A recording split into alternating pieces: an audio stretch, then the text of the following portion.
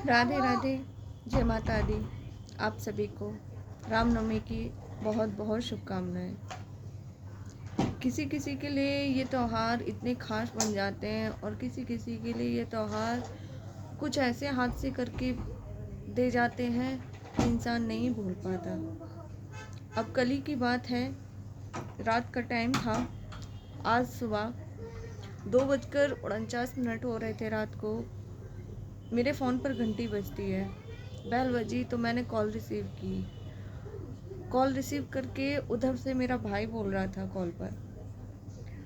उसकी जो मैंने आवाज़ सुनी उस टाइम पर, मैं आपको बता नहीं सकती कि मैंने क्या फ़ील किया अंदर से, क्या महसूस हुआ। मुझे उसकी आवाज़ सुनकर बहुत ही दुख महसूस हुआ क्योंकि वो फ़ोन पर रो रहा था उस टाइम। एक बार के लिए मुझे लगा कि शायद हो सकता है मैं नींद में हूँ, वो भी नींद में है। वो ज़्यादातर लेट सोता है, मोबाइल पे गेम खेलता रहता है, तो मैंने सोचा कि हो सकता है उसने ऐसे ही मज़े मज़े में कॉल कर ला दी होगी मेरे पास। तो मैं नींद में थी, मैंने कॉल रिसीव की। एक पल के लिए जब मुझे महसूस नहीं हुआ, लेकिन कुछ सेकंड बाद मुझे महसूस हुआ कि कुछ गलत है। मैंने कॉल रिसीव की तो वो उधर से बहुत ही ज़्यादा परेशान था, उसकी आवाज़ भी नहीं निकल रही थी। मैंने उससे पूछा कि भाई क्या हुआ, क्या बात है? तो उसने मुझसे कहा कि दीदी मेरा एक्सीडेंट हो गया। आप सोच सकते हो, रात के 2:30 बजे, 2:30 भी नहीं बज रहे थे, 2:45 बज रहे थे। 2:49 हो रहे थे तो 2:45 बज रहे थे उस टाइम। उसने मुझसे कहा कि दीदी मेरा एक्सीडेंट हो गया। मेरे सुनकर एकदम से मेरी जान निकल गई थी उस टाइम पे। और फिर उसने ऊपर से कहा कि दीदी घर में किसी को मत बताना। मेरे हस्बैंड हैं तो वो रिलेशन में उसके भैया लगते हैं, तो उन्हें वो भैया कहता है। तो उसने कहा कि दीदी किसी को मत बताना, सिर्फ भैया को बताओ कि मैं यहाँ पर हूँ और ऐसे से मेरा एक्सीडेंट हो गया। मैंने उससे ज़्यादा कुछ पूछ भी नहीं पाई क्योंकि मैं इस सिचुएशन में ही नहीं थी, मैं समझ ही नहीं पा रही थी कि बात क्या है। तब उसने मैंने इनको कॉल दी तो इनसे उसकी बात हुई, तो उसने बताया कि ऐसे ऐसे रात के 2:30 बजे मैं ऑफिस में था, ऑफिस से कुछ काम था उसको, तो उसे निकलना पड़ा वहाँ से। ज़्यादा दूर भी नहीं, वो 500-600 मीटर ही दूर गया होगा अपने ऑफिस से बाइक लेकर। वहाँ पर एक मोड़ था, उस मोड़ से वो मुड़ रहा था, बस मुड़ रहा था। एक तेज़ रफ्तार में एक कार आती है जो कि उसको टक्कर मारकर चली जाती है। वो बंदा रुका तक नहीं ये देखने के लिए कि क्या हुआ है क्या नहीं हुआ। और उस टाइम पर उसके पास सिर्फ बाइक थी, और शुक्र है कि उसने हेलमेट लगा रखा था, कि अगर हेलमेट ना लगाया होता तो पता नहीं उसके साथ क्या होता, हम लोग भी नहीं जानते। उस टाइम ना उसके पास मोबाइल था ना ही कोई साथ था। मोबाइल वो ऑफिस में ही छोड़ आया था। उसने जिस तरीके से बताया कि जैसे तैसे वो वहाँ से खिसर खिसर कर अपने ऑफिस पहुँचा। ऑफिस पहुँचकर तब उसने मेरे पास कॉल की, मुझे बताया कि दीदी मेरा एक्सीडेंट हो गया। मैं पूरी बात उससे पूछ भी नहीं पाई क्योंकि मैं इस सिचुएशन में ही नहीं थी कि मैं उससे पूछ सकूँ, कुछ कह सकूँ।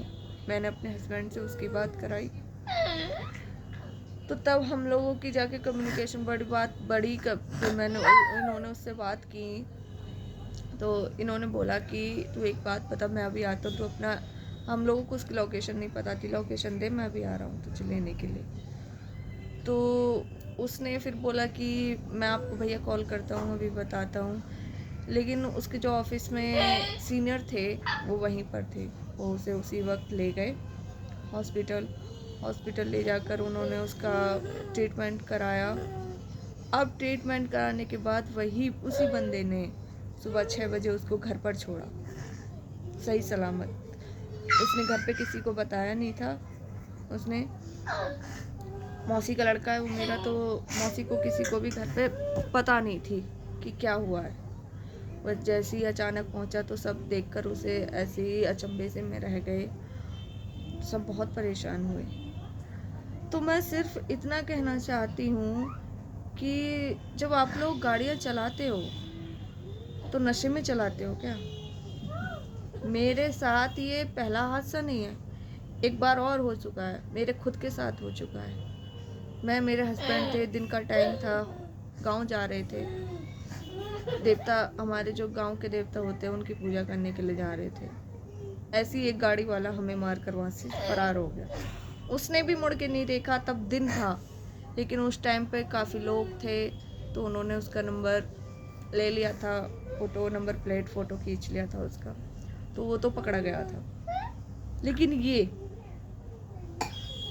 जो हुआ है, अगर उस टाइम पे उसके पास मोबाइल नहीं था, कुछ नहीं था, कुछ हो जाता उसको, तो आप लोग सोचो कि हम लोग क्या करते उस टाइम पे। मेरा ये वीडियो बनाने का पर्पस सिर्फ यही है कि मैं आप सबसे यही विनती करती हूँ, अगर आपके पास कार है या बाइक है, जो भी है, प्लीज़ संभाल कर चलाइए। किसी का बेटा, किसी का भाई, किसी का पति बाहर जाता है लेट सेट, उसकी मजबूरी होती है, उसे शौक नहीं है रात में ऑफिस जाना, ये सब करना, बाहर निकलना।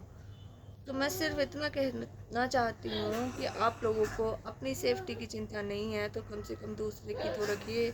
और अगर गलती से ऐसे हादसे हो जाते हैं तो आप लोगों को उतर कर देखना चाहिए कि क्या बात है, क्या बात नहीं है।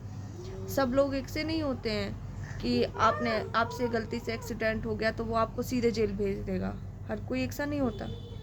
कुछ लोग ऐसे भी होते हैं कि शायद अगर वो बंदा वहीं पर अपनी कार रोकता और लेके जाता उसको हॉस्पिटल, तभी एडमिट कराता, उसे दिखाता, उसका ट्रीटमेंट शुरू करवाता, तो हमारे परिवार से हम लोग उसे दुआ ही देते।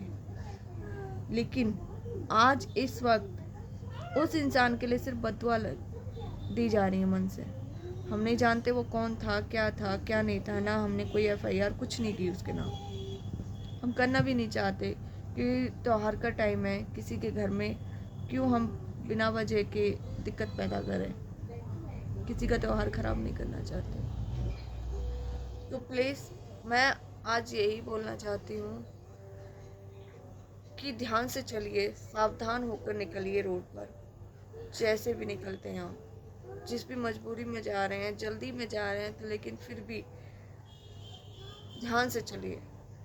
इतनी भी जल्दी में नहीं कि वो आपकी जान पर बनाए। कोई इतनी जल्दी नहीं होती कि आपकी जान ले बैठे। तो बस मैं आपसे यही कहना चाहती हूँ। Thank you.